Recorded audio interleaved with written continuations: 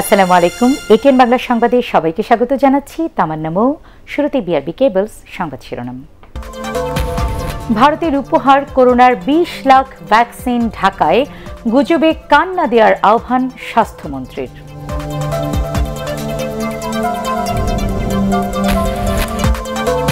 টিকা প্রয়োগের সব প্রস্তুতি সম্পন্ন, সরকারিভাবে কেনা ভ্যাকসিনের প্রথম চালান আসবে ২৫ জানুয়ারি বললেন প্রধানমন্ত্রী।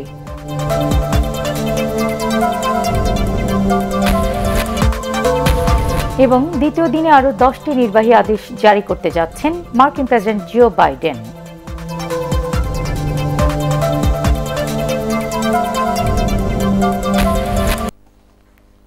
শুনছিলেন বিআরবি কেবলস সংবাদ শিরোনাম। এবার পুরো সংবাদ।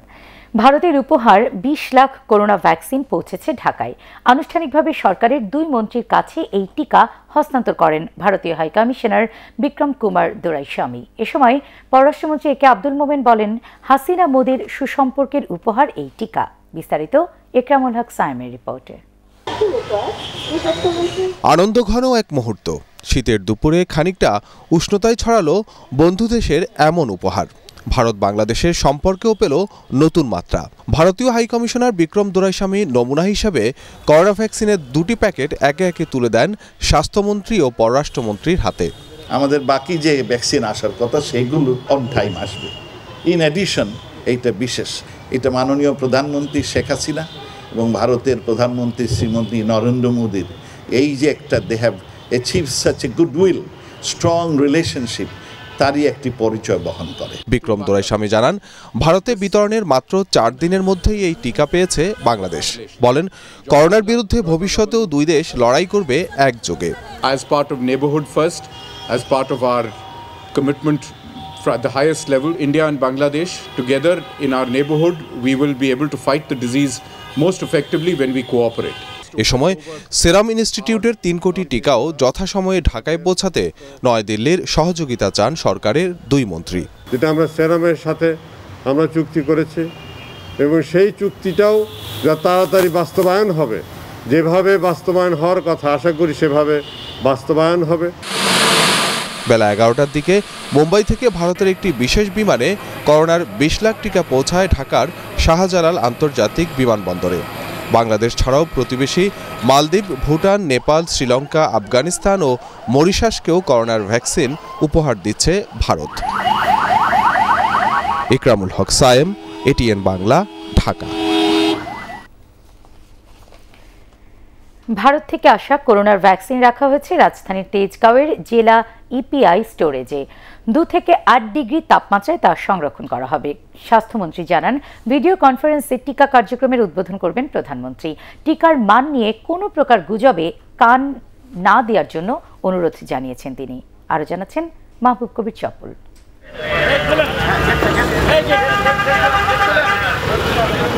বহু প্রতীক্ষিত করোনার টিকা দেশে আসার পর পুলিশ পাহারায় সেগুলো নেওয়া হয় তেজগাঁও ইপিআই স্টোরেজ বা সংরক্ষণাগারে। কর্মকর্তারা জানান, টিকার কার্যকারিতা অনেকটা নির্ভর করে যথাযথ সংরক্ষণের উপর। তাই গাড়ির দরজা খুলেই সেগুলো দ্রুত রাখা হয় তাপ নিয়ন্ত্রণ কক্ষে। ভারত থেকে পাঠানো অক্সফোর্ডের টিকা কভিশিল্ড 2 থেকে 8 ডিগ্রি সেলসিয়াস তাপমাত্রায় রাখতে হবে। এছাড়াও রয়েছে সংরক্ষণের কিছু নির্দেশিকা। অভিজ্ঞতা থাকায় করোনার ভ্যাকসিন ব্যবস্থাপনার দায়িত্ব দেওয়া হয়েছে সম্প্রসারিত টিকাদান কর্মসূচি ইপিআই বিভাগকে। তেজগাঁওয়ের ওই স্টোরেজ থেকেই সারা দেশে টিকা পাঠানো হবে বলে জানান এই কর্মকর্তা। এটা মেনটেন করার জন্য আমাদের আরটিএমডি ডিভাইস আছে, রিমোট টেম্পারেচার মনিটরিং ডিভাইস। এটা দিয়ে কিন্তু আমরা আমাদের ইপিআই হেডকোয়ার্টার থেকে আমরা কিন্তু ওখান থেকে মনিটর করতে পারি যে এখানে কত ডিগ্রি টেম্পারেচার এটা 2 থেকে 8-এর মধ্যে আছে কিনা। আমরা যে পরিবহন করব, পরিবহন করারও আমাদের চমৎকার সিস্টেম আছে। আমাদের কোল্ড বক্স আছে, সেখানে 24টি আইসপ্যাক দিয়ে আমরা ভ্যাকসিনটি পরিবহন করে থাকি এবং এটা 72 ঘন্টা পর্যন্ত 2 থেকে 8 ডিগ্রি টেম্পারেচার মেনটেন করা যায়। দেশে ভ্যাকসিন আসলেও সেগুলো নেয়ার বিষয়ে দ্বিধাদ্বন্দ্বে অনেকে, এমনকি সামাজিক যোগাযোগ মাধ্যমে চলছে নেতিবাচক প্রচারণা। তবে গুজবে কান না দেওয়ার আহ্বান জানান স্বাস্থ্যমন্ত্রী। ভ্যাকসিনও আমরা খুব ভালোভাবে দিব এবং মাননীয় প্রধানমন্ত্রী সার্বক্ষণিক আমাদেরকে এ বিষয়ে গাইড করছে। আপনার গুজবে এবং কোনো রকমের কনস্পিরেসিতে আপনারা কান দিবেন না। মাননীয় প্রধানমন্ত্রী একটি হাসপাতালের সাথে যুক্ত হবেন ভিডিওর মাধ্যমে, সেটা কর্মীটোলা হাসপাতাল। এটি এখন পর্যন্ত প্ল্যান আছে এবং সময়টা উনি জানিয়ে দিলে আমরা আপনাদেরকে জানাতে পারবো। নিজে প্রথম ধাপে টিকা নেবেন না বলেও জানান তিনি। আমরা সাধারণ লোককে দিব, যাদের দরকার তারা আগে ভ্যাকসিন পাবে। আগামী সপ্তাহে ভারত থেকে আরও 50 লাখ ডোজ করোনার টিকা আসবে বলেও জানান স্বাস্থ্যমন্ত্রী। মাহবুব কবির চপল, এটিএন বাংলা, ঢাকা। করোনার টিকা প্রয়োগে সরকারের সকল প্রস্তুতি রয়েছে এবং সরকারিভাবে কেনা টিকার প্রথম চালান 25 জানুয়ারি দেশে আসবে বলে জানিয়েছেন প্রধানমন্ত্রী শেখ হাসিনা। ঢাকা বিশ্ববিদ্যালয়ের শতবর্ষ পূর্তি উপলক্ষে প্রাক্তন শিক্ষার্থীদের এক সেমিনারে যোগ দিয়ে সব কথা জানান তিনি। রাসনা দাসের রিপোর্ট। প্রাচ্যের অক্সফোর্ড খ্যাত ঢাকা বিশ্ববিদ্যালয়ের শতবছর পূর্তি উপলক্ষে প্রাক্তন শিক্ষার্থীদের নিয়ে সেমিনারে এই আয়োজন। অনুষ্ঠানে প্রধান অতিথি হিসেবে গণভবন থেকে ভিডিও কনফারেন্সের মাধ্যমে যুক্ত হন এই বিশ্ববিদ্যালয়েরই সাবেক শিক্ষার্থী ও প্রধানমন্ত্রী শেখ হাসিনা। চেতনায় বাংলাদেশকে গড়ে তোলা এবং বিশ্বে বাঙালি জাতিকে একটা মর্যাদার আসনে অধিষ্ঠিত করা।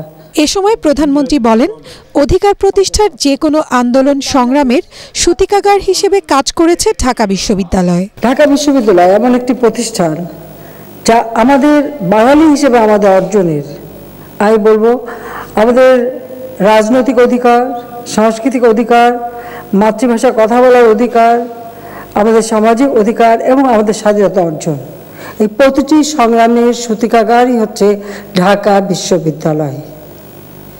যে এই বিশ্ববিদ্যালয়ের একজন ছাত্রী হতে পেরে আমি সত্যিই খুব গর্বিত। মহামারী করোনার টিকা প্রসঙ্গে প্রধানমন্ত্রী শেখ হাসিনা জানান, শীঘ্রই চুক্তি অনুযায়ী টিকা আসবে এবং তা কিভাবে প্রয়োগ করা হবে সেই কর্মপদ্ধতিও চূড়ান্ত। আমরা যেটা টাকা দিয়ে কিনেছি সেটা 25 তারিখে বা 26 তারিখের মধ্যে এসে পৌঁছাবে। কাজে আমরা এ ব্যাপারে কিভাবে এই ভ্যাকসিন দেওয়া হবে সব ব্যাপারে কিন্তু সমস্ত পরিকল্পনা আমরা নিয়ে রেখে দিয়েছি। অর্থাৎ এই করোনা মোকাবেলার সব ধরনের পদক্ষেপই দিচ্ছি, যা এই অবস্থা থেকে আমরা মুক্তি পাবো সেটাই আমরা আশা করি। যা এর মধ্যে আমাদের আজকে আমরা উদযাপন করছি আমাদের এই শতবর্ষ ঢাকা বিশ্ববিদ্যালয়ের। কাজে এই আয়োজন করবার জন্য আমি আন্তরিকভাবে সবাইকে ধন্যবাদ জানাই। করোনার টিকা উপহার দেয় এ সময় ভারতের প্রধানমন্ত্রী নরেন্দ্র মোদীকে ধন্যবাদ জানান শেখ হাসিনা। ভারত থেকে উপহার স্বরূপ সেটা এসে পৌঁছে গেছে, সেই জন্য ভারতের প্রধানমন্ত্রীকে আমি ধন্যবাদ জানাই। রাসনা দাস, এটিএন বাংলা, ঢাকা। এদিকে করোনা ভাইরাসে আক্রান্ত হয়ে গত 24 ঘন্টায় দেশে আরও 16 জনের মৃত্যু হয়েছে। তাদের মধ্যে 11 জন পুরুষ ও 5 জন নারী। ঢাকা বিভাগে মারা গেছেন সর্বোচ্চ 13 জন। এছাড়াও চট্টগ্রাম, রাজশাহী ও খুলনা বিভাগে মৃত্যুবরণ করেছেন 1 জন করে। এ নিয়ে মোট মৃতের সংখ্যা বেড়ে দাঁড়ালো 7,966 জনে। এ সময় 14,761টি নমুনা পরীক্ষা করে নতুন শনাক্ত হয়েছে 584 জন। আক্রান্ত বিবেচনায় শনাক্তের হার 3.96%। দেশে মোট করোনা শনাক্তের সংখ্যা 5,30,271। 24 ঘন্টায় সুস্থ হয়েছেন 602 জন। মোট সুস্থ 4,75,074 জন। স্বাস্থ্য অধিদপ্তরের সংবাদ বিজ্ঞপ্তিতে এসব তথ্য জানানো হয়। নাম সর্বস্ব ও অনিয়মিত প্রকাশিত পত্রিকায় সরকারি বিজ্ঞাপন ও ক্রয়পত্র বন্ধ করে দেওয়া হবে বলে জানিয়েছেন তথ্যমন্ত্রী ডক্টর হাসান মাহমুদ। এছাড়া প্রতিটি সংবাদপত্রের প্রকৃত প্রচার সংখ্যা নির্ধারণের কাজেও হাত দেওয়া হয়েছে বলেও জানান তিনি। সচিবালয় বাংলাদেশ সম্পাদক ফোরামের সাথে বৈঠকের পর এসব কথা জানান তথ্যমন্ত্রী। এ সময় করোনা টিকা নিয়ে বিএনপির সমালোচনার জবাবে হাসান মাহমুদ বলেন, করোনা নিয়ন্ত্রণ ও প্রতিষেধক টিকা নিয়ে সরকারের সাফল্যে ঈর্ষান্বিত হয়েই বিএনপি নেতারা আবল তাবল বলছেন। এখানে লুটপাট কেন দেখতে পাচ্ছে সেটা আমি জানি না। যারা সবসময় লুটপাটের কথা চিন্তা করে তারা হয়তো এইভাবে চিন্তা করতে বলতে পারে। এছাড়া তো আমি আর কিছু তারা কেন এই কথা বলছে আমি ভেবে পাই না। মূল কথা হচ্ছে কি, সরকারের এই সাফল্যে তারা উদ্ভ্রান্ত হয়ে গেছে, এই জন্য উদ্ভ্রান্তের মতো প্রলাপ হচ্ছে, এটি হচ্ছে মূল বিষয়। দেশে একনায়কতন্ত্র বাস্তবায়ন করতেই ইতিহাস বিকৃত করে মুক্তিযুদ্ধে জিয়াউর রহমানের অবদানকে আওয়ামী লীগ সরকার অস্বীকার করছে বলে মন্তব্য করেছেন বিএনপির মহাসচিব মির্জা ফখরুল ইসলাম আলমগীর। জিয়াউর রহমান বাংলাদেশের জাতীয়তাবাদের ধারক শীর্ষক আলোচনা সভায় তিনি এ মন্তব্য করেন। তিনি অভিযোগ করেন, স্বাধীনতার 50 বছর পার হলেও আওয়ামী লীগের কারণে এখনো দেশের সুষ্ঠু রাজনৈতিক কাঠামো তৈরি হয়নি।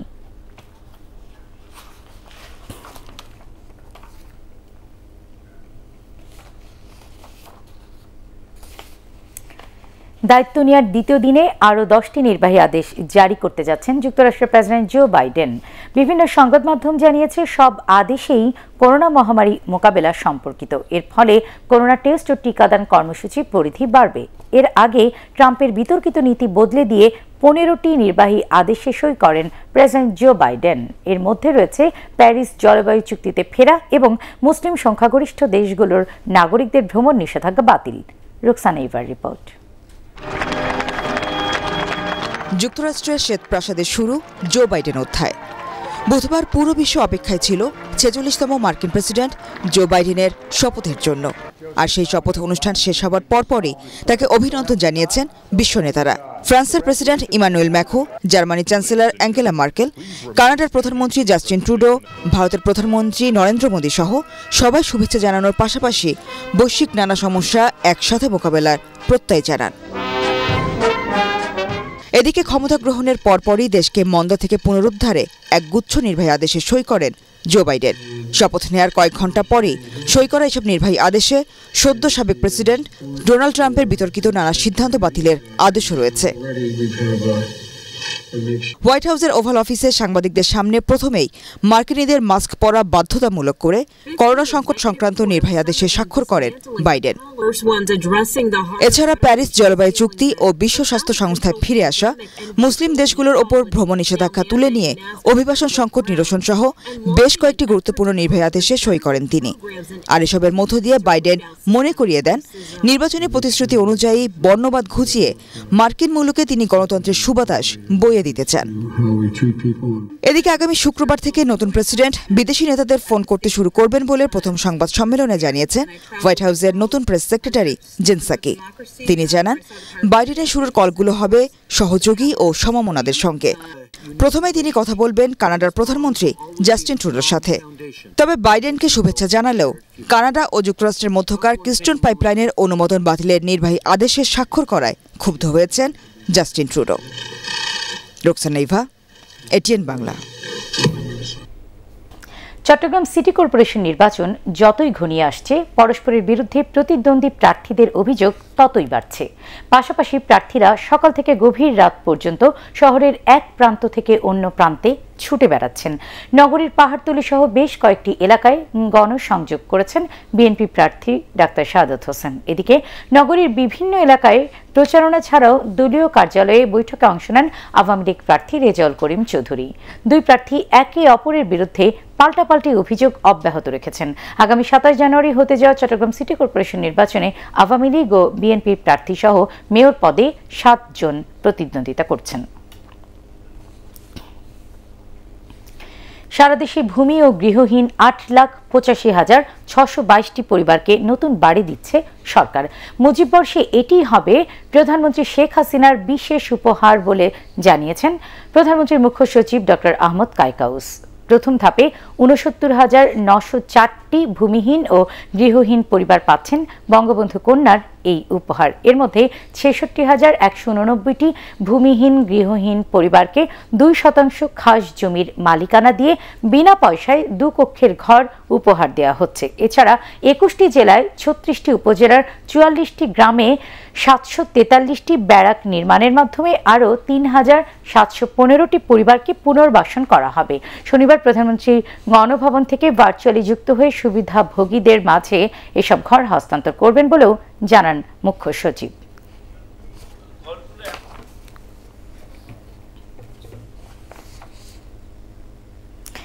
যশোরে উদ্বোধন হল সবুজ, টেকসই ও জ্বালানি সাশ্রয়ী কৃষি ও প্রাণীজ সম্পদ প্রযুক্তি বিষয়ে 3 দিনের প্রদর্শনী।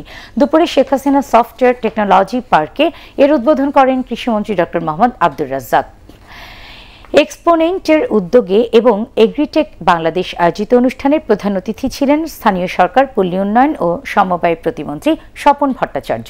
প্রদর্শনীতে ACI, metal, green land technology সহ 40টি প্রতিষ্ঠান অংশ নেয়। প্রদর্শনী চলবে 23 জানুয়ারি পর্যন্ত। প্রতিদিন সকাল 10টা থেকে সন্ধে 7টা পর্যন্ত উন্মুক্ত থাকবে সকলের জন্য। অনুষ্ঠানে জেলা কৃষি সম্প্রসারণ অধিদপ্তরের উপপরিচালক বাদল চন্দ্র রায়, এসিআইর managing director doctor FH Ansari অন্যান্যের মধ্যে উপস্থিত ছিলেন।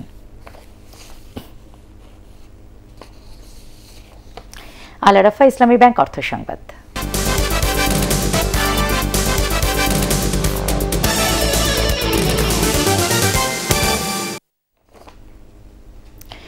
বাংলাদেশের ইলেকট্রনিক্স ও প্রযুক্তি পণ্য উৎপাদন এবং বিপণনকারী প্রতিষ্ঠান ওয়ালটনের নির্বাহী পরিচালক হিসেবে যুক্ত হয়েছেন অভিনেতা আজিজুল হাকিম। প্রতিষ্ঠানটির কর্পোরেট কার্যালয়ে তাকে স্বাগত জানান ওয়ালটন ডিজিটেক ইন্ডাস্ট্রিজ লিমিটেডের চেয়ারম্যান SM রেজাউল আলম।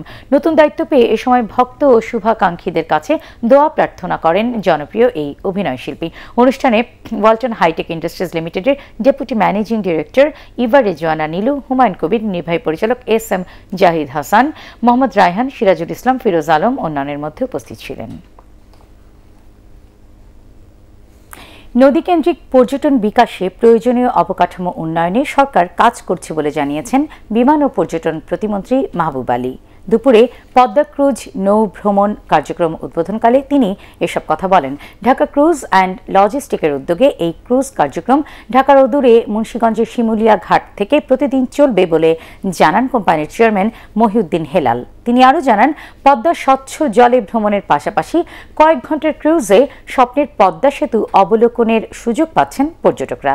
সাথে দুপুরের খাবার ও হালকা স্ন্যাক্স সহ আয়োজনের খরচ পড়বে 2500 টাকা। অগ্রিম বুকিংয়ে গ্রুপ ট্যুর করা যাবে অনায়াসে। উদ্বোধনী অনুষ্ঠান ও নৌভ্রমণে সংশ্লিষ্ট মন্ত্রণালয় ও পর্যটন বোর্ড কর্মকর্তা, ট্যুর অপারেটর এবং গণমাধ্যম কর্মীরা অংশ নেন। খুলনায় শীতবস্ত্র বিতরণ করেছে বাংলাদেশ পুলিশ অ্যাসোসিয়েশনের ভাইস প্রেসিডেন্ট ও চিত্রনায়ক DA তায়েবের অফিসিয়াল ফ্যান ক্লাব। মঙ্গলবার জেলার রূপসায় নিজস্ব অর্থায়নে শীতবস্ত্র বিতরণ করেন ক্লাবের প্রতিষ্ঠাতা SM সেলিম রেজা, আইন ও নীতিমালা সম্পাদক আমিন সানি, যুগ্ম প্রচার সম্পাদক হাবিব হাসান, কার্যনির্বাহী কমিটির সদস্য জাহাঙ্গীর আলম ও নারী সদস্য মুনিরা মনি। এ সময় উপজেলা ভাইস চেয়ারম্যান সাবিনা ইয়াসমিন, স্থানীয় আওয়ামী লীগ নেতা ফরহাদ হোসেন, মেহেদি হাসান সাকিব অন্যান্যের মধ্যে উপস্থিত ছিলেন।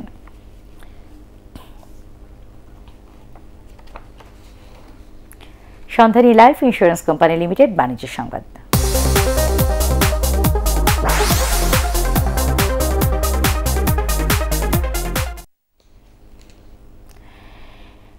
কানসাই নেরোল্যাক নিয়ে এলো নতুন ধরনের অ্যান্টিভাইরাল পেইন্ট এক্সেল গার্ড। পণ্যটির উদ্বোধনী অনুষ্ঠানে সংশ্লিষ্টরা জানান, জাপান ইন্ডাস্ট্রিয়াল স্ট্যান্ডার্ডের পরীক্ষা অনুযায়ী এই পেইন্ট 10 ধরনের ব্যাকটেরিয়ার বিরুদ্ধে কার্যকর। পাশাপাশি কার্বন ডাই অক্সাইড শোষণ করে ঘরের বাতাসে ছড়িয়ে থাকা বিষাক্ত পদার্থ অপসারণেও এটি কাজ করে।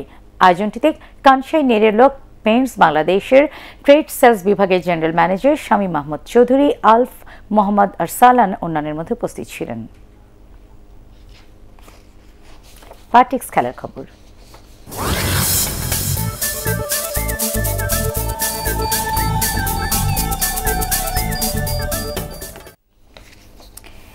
সিরিজ জয়ের লক্ষ্যে কাল ওয়েস্ট ইন্ডিজের বিপক্ষে মাঠে নামবে বাংলাদেশ। 1-0 এগিয়ে থাকায় পারফরমেন্সের ধারাবাহিকতা রেখেই ক্যারিবীয়দের বিপক্ষে পঞ্চম ওয়ানডে সিরিজ জিততে চায় তামিম ইকবালের দল। অন্যদিকে ম্যাচের প্রথম ব্যর্থতা কাটিয়ে লড়াইয়ে ফেরার লক্ষ্য ক্যারিবীয়দের।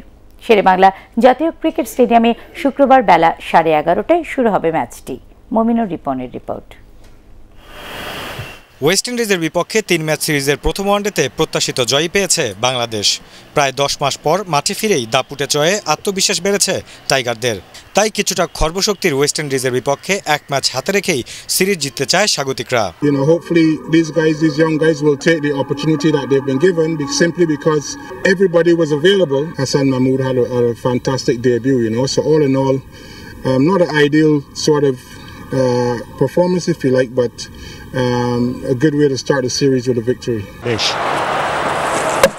বাংলাদেশের জন্য সবচেয়ে স্বস্তি হয়ে এসেছে দাপটের সাথে সাকিব আল হাসানের আন্তর্জাতিক ক্রিকেটে ফেরা। বল হাতে মাত্র 8 রানের খরচায় 4 উইকেট আর ব্যাটে 19 রান করে ম্যাচ সেরা ক্রিকেটারও তিনি। এদিকে বাংলাদেশ সফরে এসে প্রায় নতুন করেই দল সাজাতে হয়েছে ক্যারিবীয়দের। দ্বিতীয় ওয়ানডেতে ঘুরে দাঁড়ানোটা যে সহজ হবে না তাও ভালো জানা তাদের। তরুণ পেসার আলজারি জোসেফ মনে করেন টাইগারদের বিপক্ষে লড়াই করতে ব্যাটসম্যানদেরই দায়িত্ব নিতে হবে। We all have confidence in every player here. Everyone that is here deserves to be here. So we know our capabilities, and it's just for us to show the Bangladeshis and the public what we really here to do. এর আগে দেশের মাটিতে খেলা শেষ 2 সিরিজে জিতেছে টাইগাররা। এবারও সেই ধারাবাহিকতা রাখতে চায় তামিম ইকবালের দল। মমিনুর রিপন, এটিএন বাংলা, ঢাকা। শেষ করার আগে বিআরবি কেবলস সংবাদ শিরোনাম আরও একবার।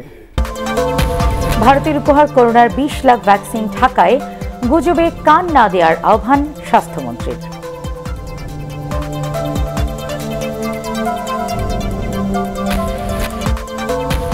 টিকা প্রয়োগের সব প্রস্তুতি সম্পন্ন, সরকারিভাবে কেনা ভ্যাকসিনের প্রথম চালান আসবে 25 জানুয়ারি, বললেন প্রধানমন্ত্রী।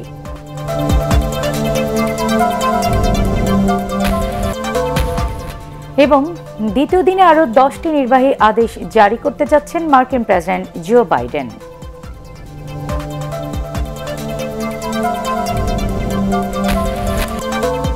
পরবর্তী সংবাদ দেখার আমন্ত্রণ জানিয়ে এখনকার মতো শেষ করছি। করোনা ভাইরাস থেকে নিজেকে সুরক্ষিত রাখতে মাস্ক পরুন আর বারবার হাত পরিষ্কার করুন। এটিএন বাংলা সংবাদ ইউটিউবে দেখতে ব্রাউজ করুন youtube/ATN Bangla News। আল্লাহ হাফেজ।